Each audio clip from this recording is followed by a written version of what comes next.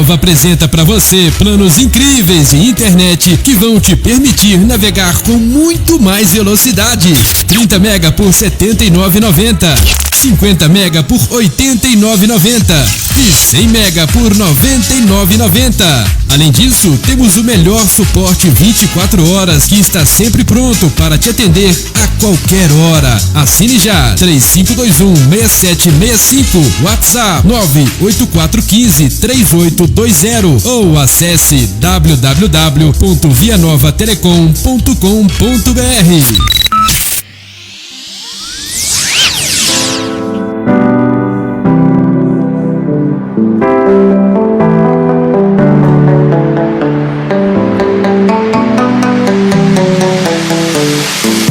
Olá, boa noite, está no ar mais uma edição do programa Direito em Foco ao vivo pela Rádio 3VL, acesse radio3vl.com pelo aplicativo da 3VL e também pela frequência 87.5 para a região de Ibirité. Terça-feira, dia 9 de abril de 2019, boa noite, doutor José Geraldo de Moraes e nosso convidado de hoje, Marco Antônio, seja bem-vindo. Boa noite, Túlio, boa noite, ouvintes, boa noite, internautas, boa noite, doutor Marco Antônio. Bom, hoje, Túlio, nós vamos trabalhar sobre e vamos falar e esclarecer para o nosso público sobre os direitos previdenciários ou benefícios previdenciários. Então é um assunto muito interessante, um assunto que traz muitas dúvidas para a sociedade em geral. E aí nós vamos tentar falar assim, de forma geral sobre esses benefícios. E nós trouxemos aqui o Dr. Marco Antônio, que ele é especialista em direito previdenciário. O Dr. Marco Antônio foi formado em Direito pela PUC Minas em 2005. Ele é pós-graduado em Direito Previdenciário pelo Centro de Estudos da Área Jurídica Federal em 2010. É sócio proprietário do Grupo Vila Rica. Depois, doutor, nós vamos falar um pouquinho sobre o Grupo Vila Rica. E já vou começar a fazer uma pergunta. O que são os direitos previdenciários? Primeiramente, eu quero agradecer o Dr. José Geraldo pelo convite, o Túlio também pela receptividade e os nossos ouvintes aí pela atenção. Ótimo. Tentando esclarecer um pouco aí, porque o tema é vasto, né? É muito vasto. É a questão do direito previdenciário, que é muito amplo. Isso. O que seria o direito previdenciário? Assim, bem genérico. Assim. O direito previdenciário é uma gama, vamos dizer assim, de direitos dentro de um instituto maior que é o direito previdenciário, a fim de proteção ao trabalhador segurado vinculado à previdência social. Quando se fala de previdência social, a gente necessariamente está falando de caráter contributivo dela. Porque a gente fala de seguro, a gente logo imagina que você deve estar pagando a previdência para poder fazer jus ao benefício. Eu cito muito exemplo de veículos, a pessoa para imaginar sobre direito previdenciário e seguridade, o INSS, você só terá direito à aposentadoria por tempo de contribuição, aposentadoria por idade, auxílio-doença, aposentadoria por invalidez, se você estiver recolhendo como trabalhador, carteira assinada, contribuinte individual e uma série de outros qualidades, né? Com contribuinte individual. A partir daí que geram os efeitos, a partir do momento que você é vinculado à Previdência com a contribuição que você faz mensalmente, seja como empregado, seja como contribuinte, é que você fará jus aos benefícios previstos, seja aposentadoria por idade, aposentadoria por tempo de contribuição, auxílio-doença, aposentadoria por invalidez, aposentadoria por tempo de contribuição do professor, para pessoa com deficiência. E quando, para a gente diferenciar, só para, se me permite, claro, e tem a questão dos benefícios assistenciais, que embora esteja, muita gente confunde, eles estejam, o INSS que regula eles, mas é a partir da Lei Orgânica de Assistência Social que são concedidos o LOAS, que as pessoas, o benefício de proteção continuada para as pessoas carentes ou que tenha, seja a pessoa idosa ou pessoa com deficiência que impossibilite ela o trabalho, ou que cria essa dependência, que não tenha independência própria para poder reger a vida dela sem o subsídio da assistência social. Ah, sim. Então, realmente é um universo gigantesco a questão dos benefícios, né? Mas tudo começa da qualidade de segurado. Né? Sim, é o princípio é básico. O princípio básico. Quando a gente fala de benefícios da Previdência, a gente fala da qualidade de segurado. E quando a gente fala em benefícios da Previdência, logo vem a palavra INSS. Lembrando que o INSS é apenas um regime, né? Um regime próprio, né? É geral, quer dizer. É um regime geral que a grande maioria das pessoas no Brasil, trabalhadores da iniciativa privada, normalmente regidos pela CLT, que possuem e são assegurados, né, pelo INSS. Tem também aqueles regimes próprios, né, de previdência dos servidores públicos, militares, tal, que isso daí já é uma outra questão mais específica que num próximo programa a gente pode até abordar. Sim. Mas o INSS é que realmente ele atinge, né, uma enorme gama da população brasileira, é o INSS. Bom, então nós vamos começar a falar, doutor Mark, a respeito da aposentadoria por tempo de contribuição. O que seria aposentadoria por tempo de contribuição? Qual segurado que, em tese, teria direito a essa modalidade de aposentadoria e qual que é o procedimento para isso? Olha, a pessoa, eu acho que o benefício mais aguardado do brasileiro é esse, né? O benefício que quase toda pessoa, quando ela inicia no mercado de trabalho, é querer se aposentar por tempo de contribuição. Tem a questão do benefício do auxílio-doença, por invalidez, mas em casos de fatalidades que pode ocorrer com a pessoa. Mas falando da aposentadoria por tempo de contribuição, hoje, pelo sistema atual da lei vigente, para homem, ela exige 35 anos de tempo de contribuição, seja contínua ou de forma descontínua, e para a mulher 30 anos da mesma forma. Reduzida essa idade para a mulher e sem limite de idade para as pessoas. A pessoa tendo os 35 anos homem e 30 anos mulher, dependente da idade que ela tiver, o tempo de contribuição, se for esse que a pessoa possui, ela pode requerer habilitar o benefício da aposentadoria por tempo de contribuição. Muito bem. E esse tempo ele sofre variação, no sentido que dependendo da atividade profissional da pessoa, né? Sim.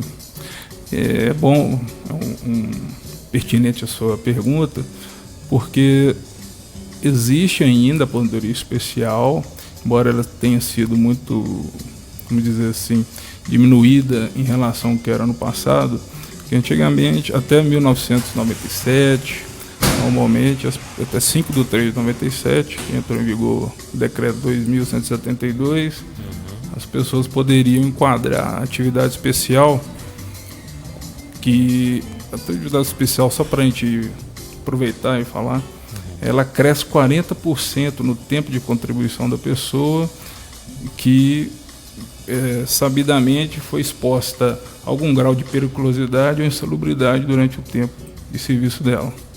Então, até 97, essas atividades eram um arcabouço maior, a gama de atividades, seja por atividade profissional, às vezes, citando como exemplo aqui, o frentista, que hoje não é mais, que era periculoso por causa da exposição. Frentista não é mais? Não, ainda tem essa discussão ainda, mas a maioria da tese é que não existe mais. Existe mais.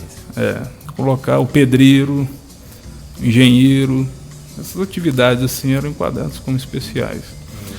E após 97 ou antes também, só aquelas atividades insalubres, que a pessoa ela estava exposta ao ruído ou a algum agente químico, biológico, que cresce em 40% do tempo de serviço dela. Um exemplo é a pessoa que trabalhou 10 anos exposta a um agente ruído, que a maioria das empresas, um exemplo, pessoas que trabalham em local de muito barulho. Então, quer dizer, o ruído, ele acima de 80 decibéis até 97, ele é considerado insalubre.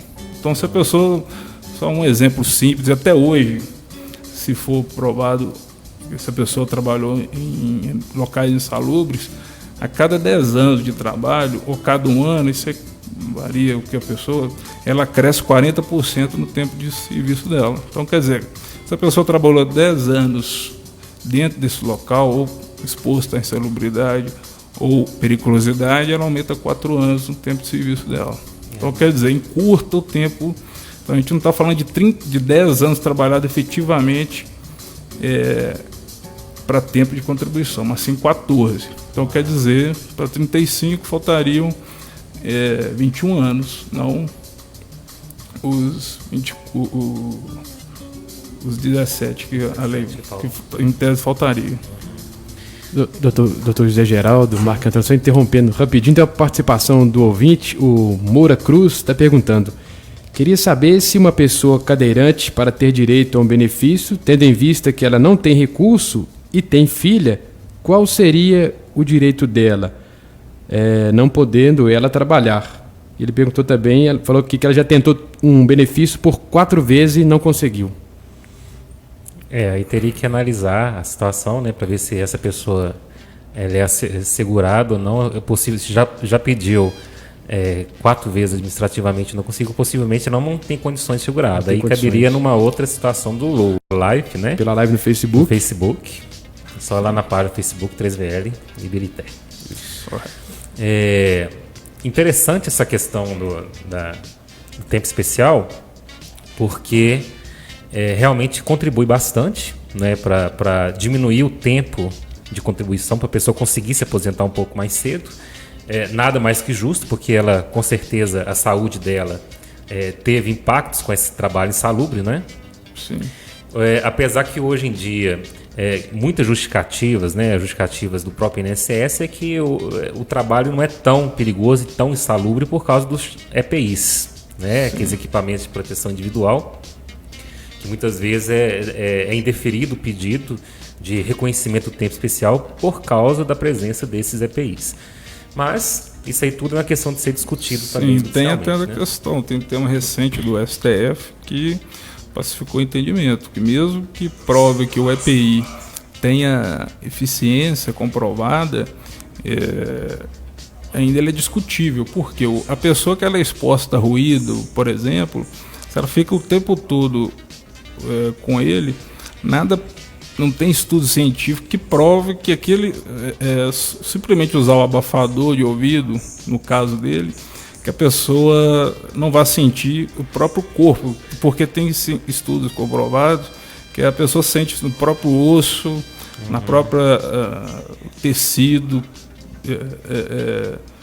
que ela tem no corpo dela, então isso no próprio a parte neurológica dela. Então, por isso que o STF ele rejeitou a tese do INSS para reconhecer como especial o período das pessoas, mesmo que ela use EPI durante o tempo de trabalho, e acrescentar 40% no tempo de contribuição dela. E vamos fazer. E na justiça, eu vou ter que concluir, na justiça, os juízes normalmente, têm aceitado essa decisão porque virou efeito vinculante do STF. Ah, sim. Lembrando que efeito vinculante, todos os juízes eles têm que interpretar da mesma forma. De forma benéfica ao segurado. Bom, vamos imaginar aqui que a pessoa, o trabalhador, o segurado, ele trabalhou nesse trabalho ou insalubre ou perigoso, e ele pretende fazer o requerimento do benefício da aposentadoria por tempo de contribuição, e ele quer usar esse tempo especial. Quais os documentos que ele precisa para provar esse tempo especial?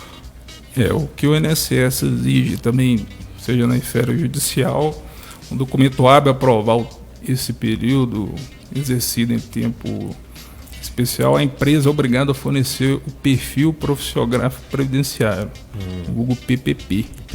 Então, todas as vezes que o funcionário é dispensado de uma empresa, ou se ele continua trabalhando, a empresa é obrigada a fornecê-lo esse PPP. Se a empresa se recusar, aí já entra na questão da Justiça do Trabalho, que pode obrigar eles a apresentarem para justamente comprovar em quais agentes que ele estava exposto, seja insalubre, biológico, químico ou calor, o que for. Aí para justamente instruir o processo administrativo para análise do INSS. Antes o PPP tinha outro nome, esse documento que até 96, 97 é admitido os documentos do SB 40, DSS 8030. Se as pessoas têm esse formulário, elas podem usar assim como prova. É porque muitas pessoas que estão buscando esse benefício agora, muitas vezes trabalharam antes dessa data, 98, né? E esses documentos tinham outra nomenclatura e pode confundir um pouco as pessoas. Mas de lá para cá, o PPP se tornou um documento bem popular, né? Inclusive até obrigatório que as empresas forneçam esse PPP no ato da demissão, inclusive. Isso, né? Justamente para aquele documento para efeito de prova perante a Previdência Social. Que se a pessoa tiver algum agente ali que expôs a pessoa a algum agente insalubre ou periculoso, é obrigação do INSS reconhecer. E a empresa é obrigada a dar sob pena de forma fidedigna, sob pena de cometimento de crime. Artigo 299 do Código Penal. Muito bem, isso é importantíssimo. Doutor José Geraldo, tem participação aqui do Maurício Batista. Parabéns à rádio pelo programa Direito em Foco. Importante a comunidade saber de seus direitos, que às vezes por falta de conhecimento deixam de exercer. Hoje no programa vai um advogado muito competente na área previdenciária. Com a reforma previdenciária prestes a acontecer, muitas pessoas que poderiam requerer sua aposentadoria, é uma ótima oportunidade para se inteirar sobre o assunto. É o Maurício Batista. Que maravilha, Maurício. Obrigado. Muito obrigado pela participação. Obrigado pela participação. Não, realmente é importante que as pessoas precisam ater-se a esses benefícios, porque a questão da reforma ainda está muito no campo especulativo, ainda não existe ainda uma definição sobre a reforma, né? Ela está começando a tramitar no Congresso, mas só que as pessoas estão apreensivas porque elas querem tentar se aposentar. Né? Porque melhorar para o trabalhador, eu garanto que não vai. Né? É necessária, uma reforma necessária, mas melhorar eu garanto que não vai. Pelos próprios modelos e moldes que a Previdência tem hoje, eu acredito que não vai melhorar. Então as pessoas estão apreensivas, então por isso que é importante elas terem essas informações agora, né? Nesse momento antes da aprovação. Mas eu aconselho todos não ficar muito vinculado a essa questão da reforma, porque existe a regra de transição para as pessoas que estão prestes a aposentar. Então, ainda está muito no campo especulativo, né, doutor? Demais. A gente não tem uma decisão concreta, assim, do que vai acontecer. Então, eu particularmente gosto de dar minhas orientações em cima de fatos concretos, da lei, a partir da reforma, que a gente vai poder orientar de forma válida para o cliente. A gente pode até depois ter um programa específico sobre a reforma, quais as mudanças que eles estão querendo fazer, o Congresso pretende fazer, e porque o tema é muito vasto, é muito grande para esses programas. Só. É importante, muito interessante a sua fala, no sentido de que realmente existe uma fase de transição, né? Existe regra de transição. Necessariamente. Necessariamente tem que haver, porque seria absolutamente injusto que não houvesse, mesmo porque tem a questão do direito adquirido. Né? Então, quem tem direito adquirido de se aposentar ou está prestes a se aposentar, isso aí é uma questão que tem que ser levada em conta, e aquilo que eu sempre falo também, que o tempo do trabalhador é o patrimônio dele. Exato, é um acervo patrimonial dele. É um acervo dele, é o patrimônio dele, ninguém tira, é intocável. Então as pessoas elas podem ficar mais tranquilas em relação a isso, principalmente as pessoas que já estão prestes a se aposentar ou que já adquiriram, já tem tempo de se aposentar. Sim, com certeza a reforma não vai retroagir para prejudicá-lo. Até porque, se prejudicar, a gente orienta a procurar um profissional, um advogado da confiança, para poder ser instruído sobre quais hipóteses que ele tem para a vida dele. Justamente. Bom, nós falamos do PPP. Agora, para fazer o requerimento administrativo junto ao INSS, lembrando que sempre tem que se fazer primeiro o requerimento administrativo junto ao INSS. Sim. Né? E quais os outros documentos necessários? A gente orienta sempre a ter a carteira de trabalho, porque às vezes, mesmo que a pessoa não saiba, às vezes a atividade que ela exerceu no passado pode beneficiá-la agora, porque pela atividade profissional dela, igual eu falei até 97, o entendimento é pacífico, que se dentro de um rol de atividades profissionais que eram elencadas pela legislação for reconhecido como especial, a pessoa pode agregar mais 40% a mais de adicional no tempo de aposentadoria dela. Então isso é importante justamente para a pessoa saber o direito dela, que ela procure orientação. O INSS, normalmente eles não informam isso para o segurado. Eu sempre falo, o INSS eles facilitam na televisão, na internet, falando que a vida do segurado está muito fácil, é só acessar a internet e protocolar o benefício, mas não orientam. E eu falo com meus clientes, o INSS não vai bater na sua porta para te falar qual o direito que você tem, não. Então, se você não procurar orientação específica sobre isso, você pode estar sendo lesado, muito lesado pelo INSS. Lembrando que aí nesse momento, né, a presença do advogado é fundamental. Eu sugiro, igual as pessoas às vezes têm não sei se por desconhecimento, quando está doente procura um médico, não é? Então, claro.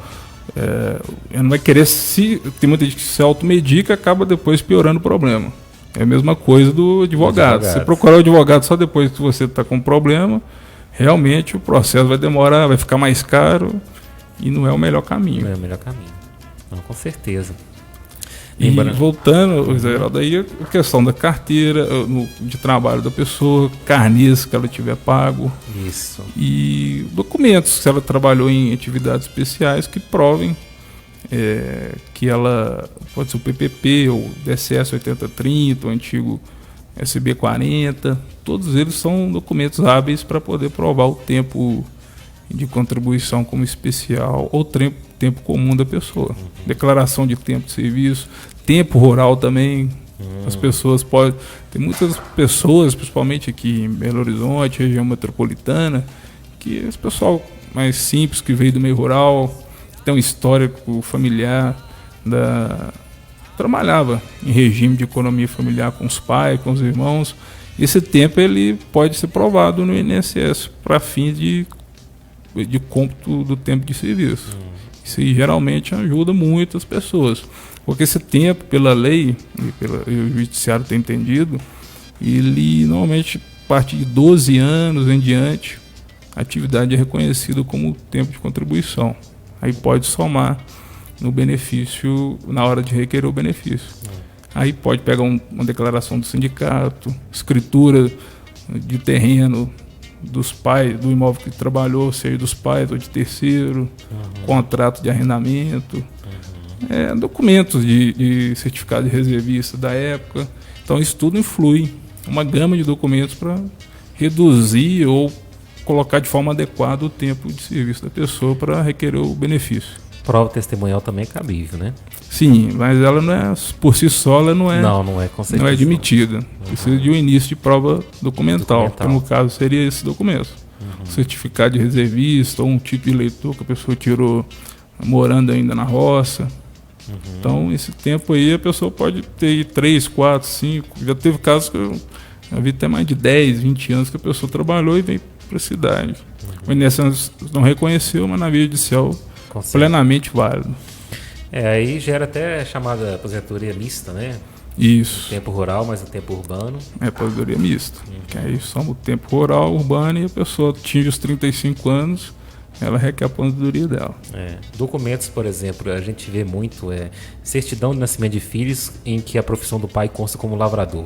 Exato. É um documento importante. É um meio de prova. Então, juntando esses documentos, se for possível, testemunhas que conviveram com a pessoa na época, tenham conhecimento disso, até como justificativa na via administrativa do INSS, ele é aceito.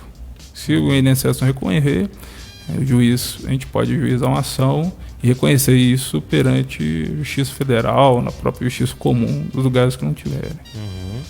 Quando essa aposentadoria ela tem o tempo todo, tempo 100% rural, a gente chama de aposentadoria rurícola, né? Rurícola, normalmente é a pessoa que vive no meio rural mesmo. Aí a pessoa tem que estar, para poder aposentar como rurícola, elas têm que estar vivendo no meio rural. Não adianta vir para a cidade e vai pedir benefício rural que a pessoa não vai ter, porque as condições são diferenciadas. Porque na cidade, a idade mínima para aposentadoria por idade para homem é 65 e 60 anos para mulher e 180 contribuições como carência, vamos dizer assim, o termo mais utilizado é carência, que são as contribuições pagas em dia. E no meio rural, ela não exige a contribuição, sua contrapartida, e a aposentadoria para o homem é 60 anos e mulher 55, no meio rurícola. Aí, independente de contribuição ou não, eles conseguem reconhecer isso e perante a Previdência, só que a condição de estar no meio rural é que a pessoa esteja morando e exercendo atividade rural para requerer esse tipo de benefício. Sim. Lembrando que o senhor citou a respeito de 180 contribuições, que equivale a 15 anos. 15 anos de tempo de contribuição. Tem uma questão da regra, a gente está falando o que vai acontecer também, para pessoas que eram inscritas antes da Lei 8.213 de 91, tem a regra de transição. Ela teve efeito até 2011, ela começou com 60 contribuições e terminou com 180. Então essa parte evolutiva. Tem muita gente, eu falo que muitas pessoas me procuram também, talvez a pessoa já é idosa, não sabe que isso também diminui o tempo de contribuição. Ela tem o artigo 142 da lei, ele tem esse regramento. Muitas pessoas não têm esse conhecimento. Mas é só analisando caso a caso que a gente pode aferir. Agora, uma outra questão que eu tenho certeza que as pessoas não têm conhecimento é que se a pessoa ela tem algum problema de saúde, alguma deficiência ou alguma necessidade especial, ela pode diminuir o tempo de contribuição. Sim, e é um tipo de benefício que não é o auxílio-doença, né, aposentadoria por invalidez. Aquelas pessoas que têm alguma limitação, seja nasceu com alguma deficiência de locomoção ou deficiência no braço, alguma coisa que impeça ela de ter uma vida plena fisicamente. Se a pessoa tem uma redução, um desvio na coluna que impeça ela de... Um exemplo, um desvio na coluna, um problema no braço, alguma deficiência constatada via perícia ou pelo médico que ela acompanha. E ela, assim, que não impede dela exercer o trabalho, que ela trabalha igual, tem muitas pessoas que não têm um braço e trabalham. Aqui, eu só estou dando um exemplo para simplificar aqui para nós. Então, essas pessoas, a lei, ela prevê também esse tipo de situação. Que no caso é o seguinte, se a pessoa tem um grau de deficiência leve, vamos começar pelo grave. Para homem, se ela teve esse tipo de deficiência, trabalhando na deficiência grave, para homem, em vez de ser 35, vai reduzir para 25. Olha. E mulher vai reduzir para 20 anos. Se a natureza da deficiência for considerada moderada, vai ser 29 anos para homem e 24 anos para mulher. E no caso de leve, reduz o tempo de contribuição para 33 anos para homem e 28 anos para mulher. Então são coisas. Só que isso tudo com laudo médico ou pericial que prova que a pessoa trabalhou ou trabalha, ou ela existe, ela tem essa deficiência que habilite ela a reduzir o tempo de contribuição dela perante a Previdência Social. Ótimo. Isso aí eu tenho certeza que as pessoas não sabiam. Agora a questão da contribuição, da aposentadoria e contribuição para professor, que também é um assunto que está sendo muito discutido, muito discutido na nova Previdência que vai vir. Mas hoje, a lei vigente hoje, ela tem uma característica diferenciada para o professor também. Certo. A aposentadoria para o professor, igual você bem disse, ela é diferenciada das pessoas que trabalham na iniciativa privada. O professor que trabalha na educação básica, considerada assim por lei, o homem tem a redução para 30 anos de tempo de contribuição e a mulher para 25 anos de tempo de contribuição. Aí um detalhe importante é porque até 98, que entrou teve a PEC 20 de 98, que mudou, até então era admitida a aposentadoria do professor universitário, professor de ensino superior, do ensino científico. Então, quer dizer, essas pessoas que trabalharam nessa época, e ainda não se aposentaram, ela pode se valer disso para poder converter esse tempo em especial também.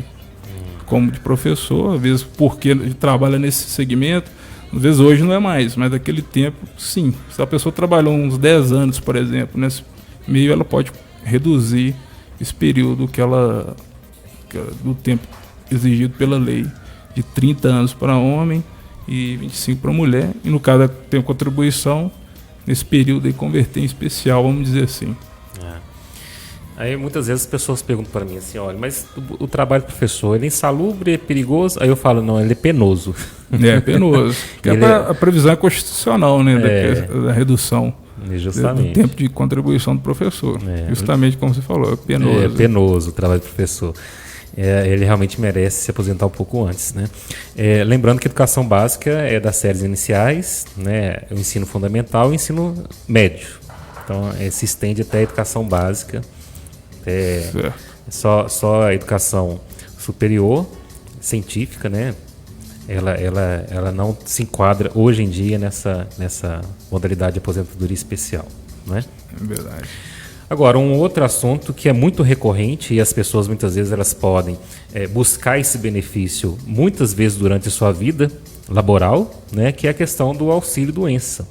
Correto. O auxílio-doença, ele é um benefício que as pessoas, como disse, podem pleitear durante sua vida de trabalho, mas tem as suas especificidades, né? Sim. Então, quais são esses critérios para a concessão do auxílio-doença? Geraldo, o benefício do auxílio-doença é devido à incapacidade do segurado, vinculado ao INSS, claro que tem os regimes próprios, igual você falou, mas como a gente está falando do regime geral, que necessariamente falando do INSS, o auxílio-doença é devido a alguma doença desenvolvida pelo segurado ou adquirida através de acidente que cometeu o mesmo, e ele vai, a partir até 15 dias, é obrigação da empresa remunerar esse segurado. A partir do 16º dia, é que ele vai procurar o INSS, daí por diante o INSS é responsável pelo pagamento do benefício a ele, seja por período determinado ou não. Então, quer dizer, se a pessoa ficou afastada, terá de ficar afastada durante 30 dias, até o 15º dia a empresa se responsabiliza, do 16º dia até o 30º é por conta do INSS. Se a pessoa não se sentir apta, ou se for por prazo indeterminado, ela tem que requerer a prorrogação desse benefício e o INSS continuar pagando. Lembrando que a pessoa tem que ter no mínimo a carência de 12 meses de contribuição para requerer esse tipo de benefício, exceto em caso de doenças que são roladas pela portaria ministerial 2998/2001, que são aquelas doenças como cardiopatia grave, retinopatia, doenças que acometem a pessoa que praticamente deixa ela inválida para o trabalho, entendeu? Então, nesse caso, não se aplica a carência. Não se aplica porque são doenças graves, né? Sim. Então, ela já não aplica. Carência é mais para doenças, mas que a pessoa tem condições de recuperar de uma forma mais rápida. Vamos imaginar, por exemplo, que ela se desligou da empresa, mas ela ainda está naquele período de graça que a gente fala, não é? Sim. Que é aquele período de 12 meses. 12 meses podem ser prorrogados. Pode ser prorrogado. Muitas pessoas não têm esse conhecimento. Justamente, é isso que eu queria chegar. Ela pode requerer esse benefício, mesmo durante esse período de graça de 12 meses. E quais são as possibilidades de prorrogação desse período de 12 meses? No caso, 12 meses, a lei já assegura. Independente se ela tem menos de 1 ano, 2, 6 meses, ela vai ter 12 meses de carência, que a gente fala, após o desligamento da empresa ou o último pagamento para a Previdência como contribuinte individual. 12 meses de carência, 1 ano, quer dizer, se a pessoa, mesmo não contribuindo, ela tiver alguma doença aqui, ela deixa impossibilitado para o trabalho, ela pode requerer o benefício do auxílio-doença. E a questão de prorrogação é justamente o quadro de desemprego. Se a pessoa, ela durante 1 ano, ela ficou desempregada por motivos alheios a ela, ou pela própria doença que ela teve, ou ela não conseguiu se reencontrar no mercado de trabalho, ela prorroga esse tempo por mais 12 meses. Então, quer dizer, a gente não está falando mais de 12 meses, de 2 anos, que mesmo a pessoa sem contribuir, ela pode requerer o benefício do auxílio-doença. Ah, sim. E aí, nesse caso, ela tem que ela mesma lá, né, fazer o requerimento junto ao INSS. Lembrando que, se porventura ela for indeferido o pedido dela mediante a questão da avaliação médica do perito, Certo. ela pode recorrer ao judiciário. No judiciário. Aí eu oriento, procurar um profissional advogado da confiança, porque eu falo muito com o cliente o seguinte: o INSS, a maioria dos médicos que trabalham para ele são clínicos gerais. Isso. E eles ganham, vamos dizer assim, para cumprir a meta deles. A meta deles é quanto mais benefício negar, melhor, né? Vamos dizer assim. Infelizmente. Isso que gera esse contingente de pessoas que eles mandam trabalhar sem ter condições. Então eu oriento as pessoas a procurarem um advogado e propor uma demanda na via judicial. Normalmente a Justiça Federal, que é competente para julgar, e o que vai acontecer? O juiz vai analisar o processo, vai direcionar para um perito da confiança dele, especialista na área que ele foi acometido da doença. Um exemplo, se ele foi uma doença no coração, necessariamente vai mandar um cardiologista avaliá-lo. Justamente porque o cardiologista? Porque é uma pessoa que já tem conhecimento, especialista na área, e que vai poder dizer para o juiz com convicção, vamos dizer assim, que essa pessoa está apta ou não para o trabalho. Porque o juiz também ele não sabe, ele não tem informação para isso. Então Claro. ele nomeia o perito justamente para poder auxiliá-lo se vai conceder o benefício, prorrogar ou cessá-lo para o segurado. Bom, isso é muito importante, porque muitas vezes as pessoas elas ficam desoladas porque elas, né, têm o seu benefício indeferido junto ao INSS, mas sempre existe essa possibilidade, porque nós sabemos, infelizmente é assim, não adianta o INSS negar, mas ele tem metas a serem cumpridas, né? Infelizmente essas metas quanto menos melhor, né? Isso. E principalmente nos últimos anos, de 2014 para cá, em especial 2016 para cá, o INSS ele vem fazendo um pente fino mesmo nos benefícios, seja auxílio-doença ou aposentadoria por invalidez. E eu já vi casos gritantes das pessoas, elas realmente são incapazes ao trabalho, incapacitadas absolutamente, e elas tiveram seu benefício cessado. Sim. Né? Mas, como o senhor disse, quem faz a perícia dessas pessoas, desses segurados, são muitas vezes médicos clínicos gerais que não têm competência técnica, por mais que sejam médicos, com todo o respeito. Mas quando a gente fala competência, porque existem várias especialidades distintas dentro da medicina, e se a pessoa tiver algum problema, por exemplo, no braço, na coluna, então mais que justo que seja o ortopedista que faça essa avaliação. Sim, até para a pessoa ficar consciente. Não, eu fui avaliado por um médico especialista na área que eu estou doente. Não claro. É um clínico geral, com todo respeito, para avaliar uma doença que exige mais exames, mais especialidade. Uma doença tão específica. Sim. E já na Justiça Federal, isso vai ser tratado de uma forma mais séria, no sentido que o médico perito da Justiça Federal não tem metas a serem cumpridas, não é? E o juiz, obviamente o juiz, ele vai pedir que seja avaliado por um médico especialista naquela área, daquela enfermidade, daquele segurado. Então, a possibilidade de deferimento, de ganho da ação, ela aumenta muito. Isso mesmo, com certeza. Com certeza. Por isso que é tão importante a pessoa ser instruída por um advogado, de sua confiança, né? Que entenda realmente do direito previdenciário. É de suma importância isso. Né? Com certeza.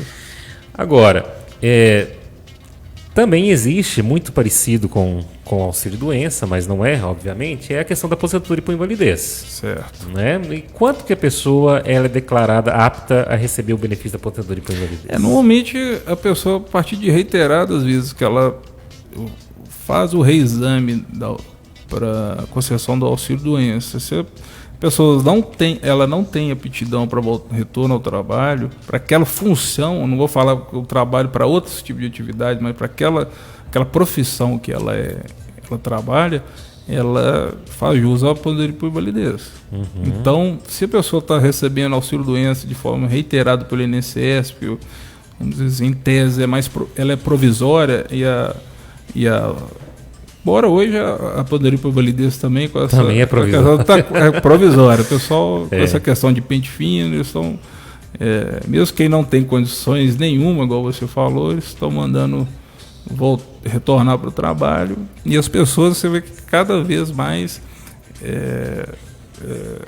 vai soberbando o judiciário justamente por causa disso, por causa dos generalistas do INSS, a meta que eles têm, que é justamente a gente fala que parece que o problema da Previdência é o pobre, né? Não é o benefício. Não é o benefício.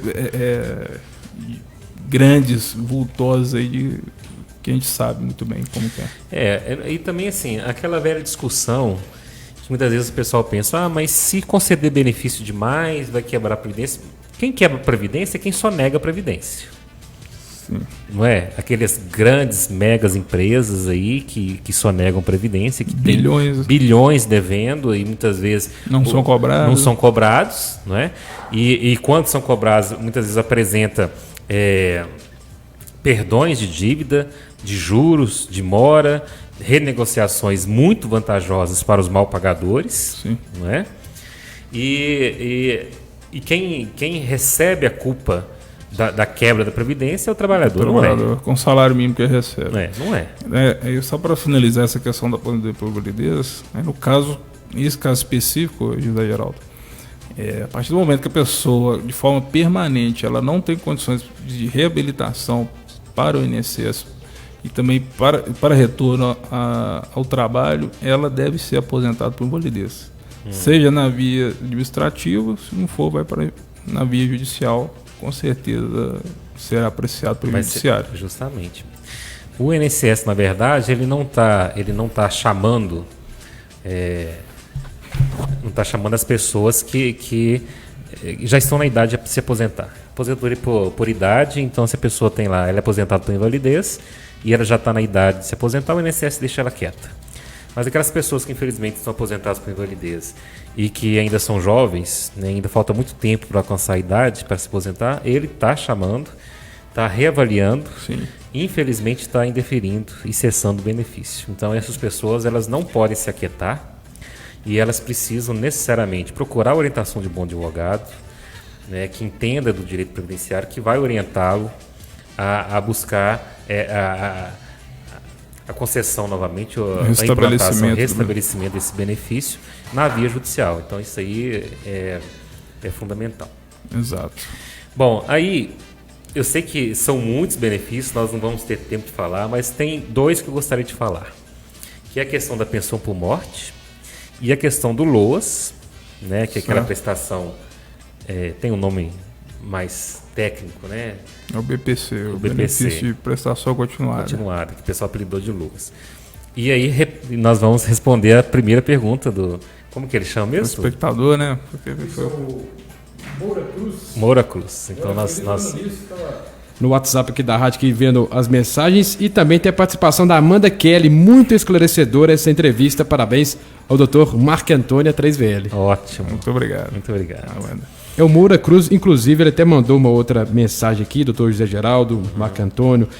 Preciso de um advogado para requerer um benefício para meu filho. Tem 28 anos e é cadeirante e tem uma filha e não tem renda alguma. Tentou 4 vezes, mas negaram. Ele tem uma despesa muito alta, ele colocou aqui na sequência, despesa muito alta. Ele não finalizou a pergunta e ele falou que precisa de materiais, mas a prefeitura não está fornecendo. Sim. Então vamos falar sobre o LOAS? Sim. Para responder? O LOAS, o Moura Cruz, obrigado aí pela pergunta. O caso a gente teria que aprofundar para conhecer por qual motivo que não foi concedido nenhum benefício para ele.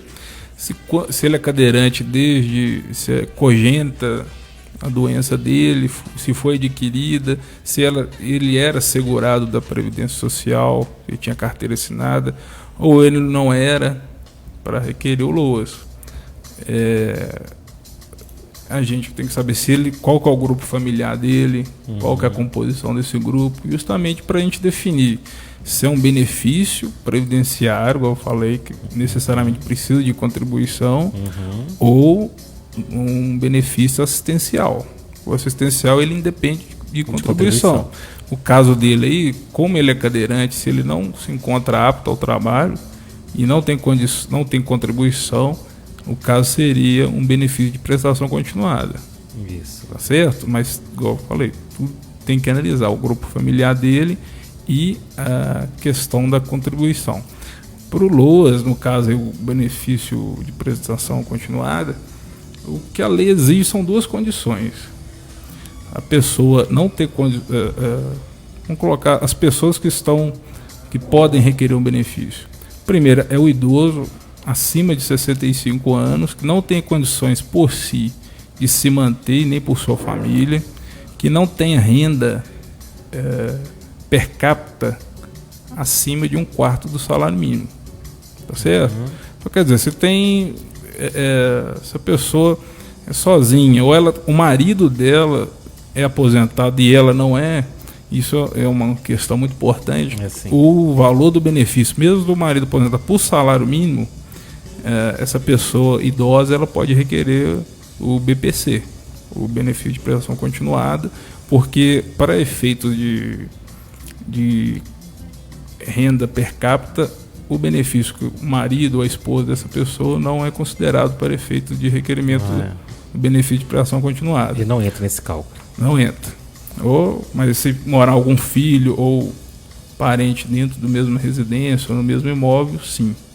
E no caso, o outro caso é a pessoa com deficiência, que ela não consegue por si ter um trabalho e a condição de vida dela, familiar, ela não tem renda per capita superior a 1/4 do salário mínimo.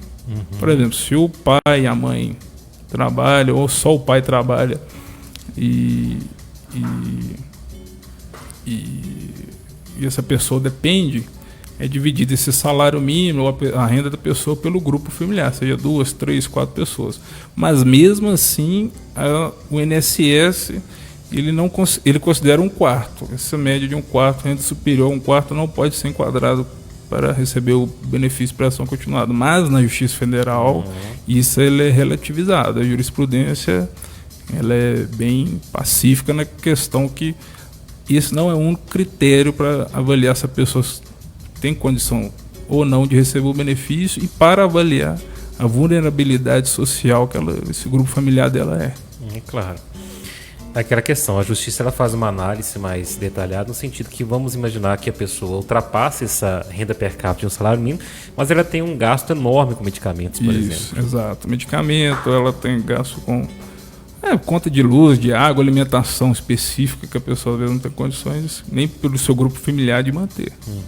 Então, cada caso deve ser analisado concretamente. Então, resumindo, a pessoa idosa, homem ou mulher acima de 65 anos, ou a pessoa com deficiência, independente de idade, que ela não tem condições de sobreviver por si só, sem o auxílio de alguém.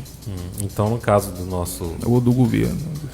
Da pergunta, do nosso ouvinte, internauta, é interessante para ele já procurar produzir provas, né, da situação do... Procurar um advogado. Para poder avaliar os processos que ele requereu perante a Previdência.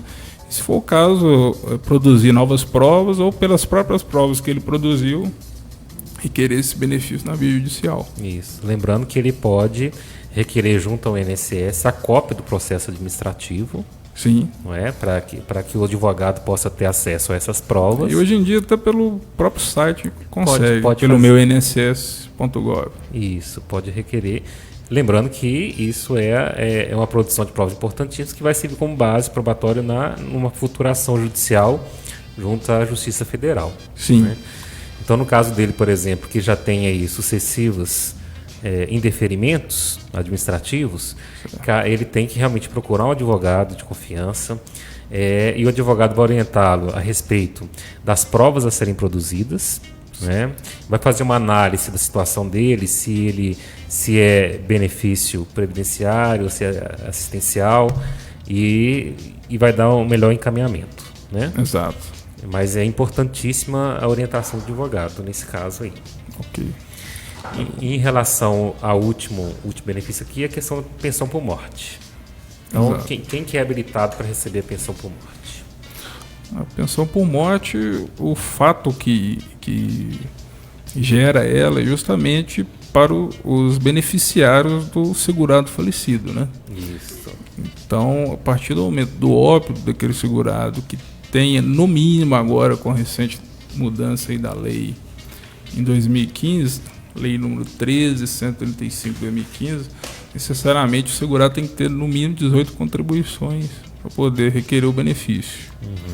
E a questão da pessoa estar casada com o segurado ou viver em união estável. E a questão dos filhos dela é incondicional, porque o filho independente ou ele é presumido, é né? presumido que ele vai receber a pensão. No caso aí, Geraldo, tem uma série de desdobramentos da lei que ela limitou o tempo que as pessoas vão receber. Então, se a pessoa, só vou dar um exemplo aqui da lei do artigo deixa eu pegar, artigo 77, inciso 5, ele coloca aqui na letra B. Essa pessoa só vai receber o benefício, um exemplo, aquele que não tiver, vou citar aqui, para o cônjuge companheiro, a pensão por morte, havendo mais de um pensionista, será rateada em partes iguais. Inverterá em favor dos demais a parte daquele cujo direito de pensão cessar. Só falando aqui, aí vamos colocar aqui que tem umas anotações aqui que é bem ampla a questão. É aquela questão da idade do cônjuge. E da idade do cônjuge. Então, mas limitar é uma coisa, com um assunto bem profundo, é melhor só colocar que não é mais por vitalícia essa renda. Eu quero dizer isso. As pessoas, ela vai ser aplicada na medida do tempo de convivência da pessoa e o falecido. Aí a lei tem uma série de regramentos que limita entre 3, 6, 10, 15, 20 e vitalícia para os casos de pessoas que ficaram viúvas e o segurado para receber essa pensão por morte. No caso, só vai ser vitalícia aqui a pessoa que tiver convivido com o falecido com 44 anos de idade ou mais anos. Ela vai, só a partir dessa idade que ela vai ser vitalícia a renda dela. Eu acho que essa questão é aquela justificativa da pessoa que fica viúva muito jovem. Isso. Né? A justificativa é justamente essa. Fica viúva muito jovem, o INSS entende que ela ainda está ela pode trabalhar, ela pode se sustentar, então não faz sentido o INSS oferecer uma pensão, um benefício vitalício, sendo que ela está tão jovem ainda. Né? Isso, essa é a justificativa da lei que eles tiveram na época, foi isso. Justamente. Né? Para filhos menores, né, cessa com 21 anos. Cessa com 21 anos, independente. Outro dia até me ligou uma pessoa, um cliente, também querendo saber se ela, cursando faculdade, tivesse estudando, ela faria jus a prorrogar até os 24 anos. Não. Isso aí é pacificado na justiça e para o INSS que a lei não prevê, só até os 21 anos mesmo, independente se está estudando ou não. Isso não se confunde com pensão alimentícia. Exato. Isso o INSS não é o... Ele não é o genitor, ele não é o genitor dessa pessoa. Da criança, né? do jovem, na verdade.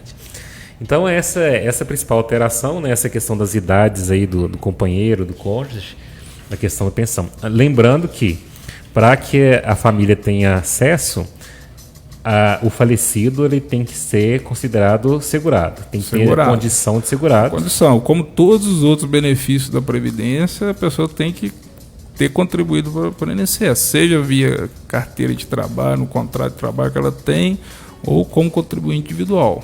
Seja facultativo ou contribuinte individual, ou como autônomo, independente disso, ela tem que ter contribuído. Por isso que a gente sempre orienta, né, doutor, quando uma pessoa trabalhou muitos anos, por exemplo, 20 anos, 25 anos, e ela vem a perder o emprego, ela é desligada da empresa, e ela não consegue uma recolocação no mercado de trabalho, um prazo inferior a 12 meses, que pelo menos, por mais difícil que seja, ela faça contribuição como contribuinte individual.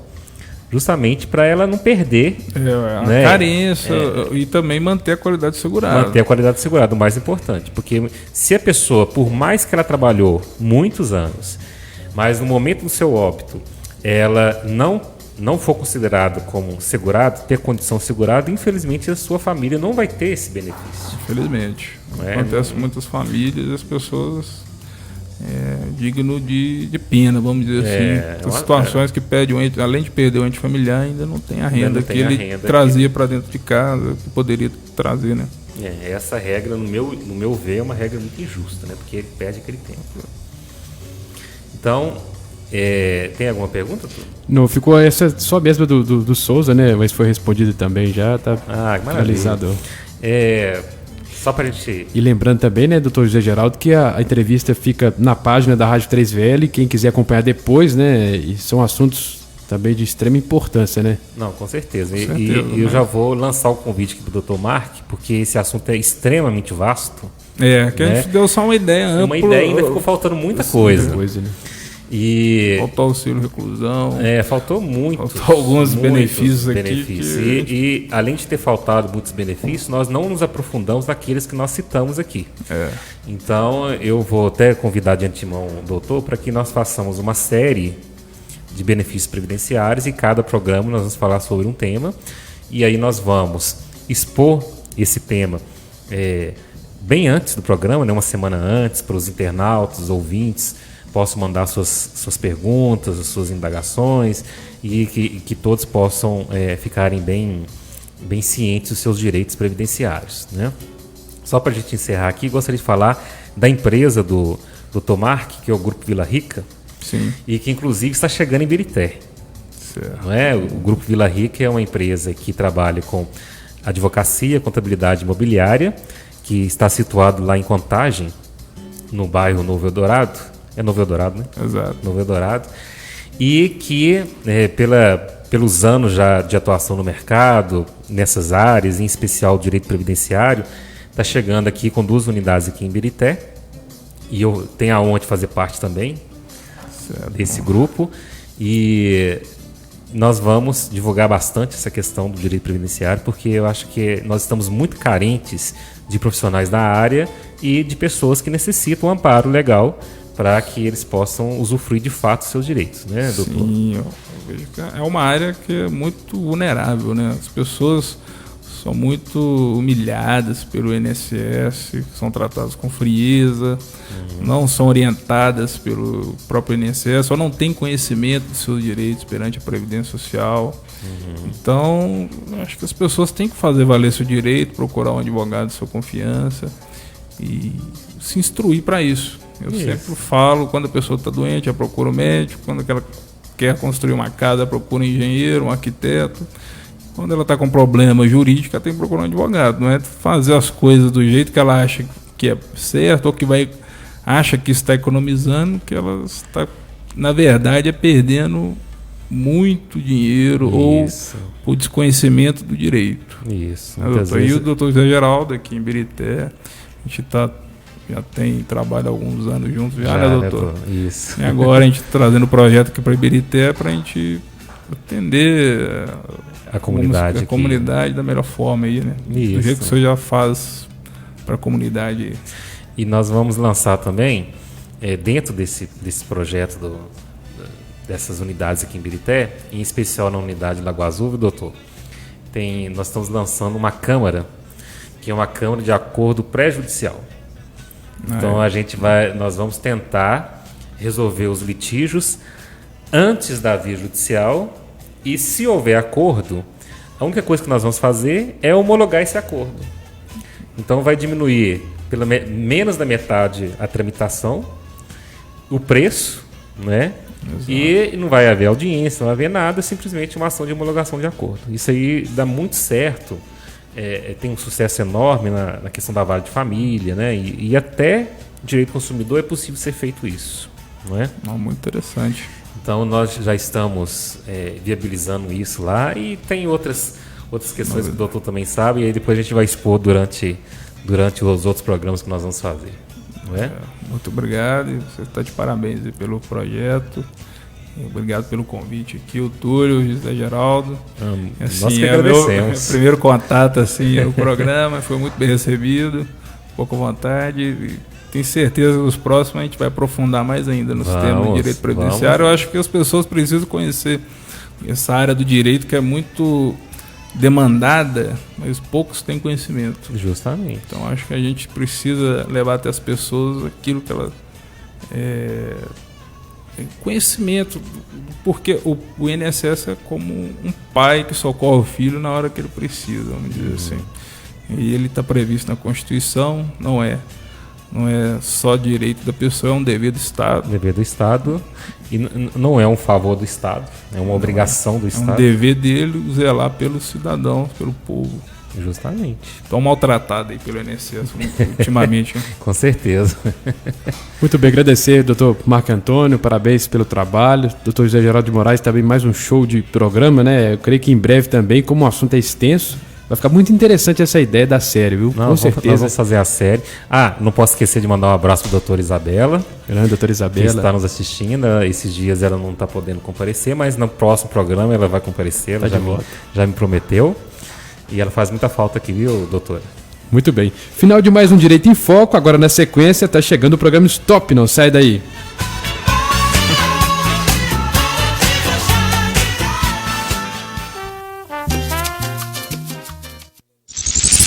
E aí, vai continuar com sua internet lenta? A Via Nova apresenta para você planos incríveis de internet que vão te permitir navegar com muito mais velocidade. 30 mega por R$ 79,90, 50 mega por R$ 89,90 e 100 mega por R$ 99,90.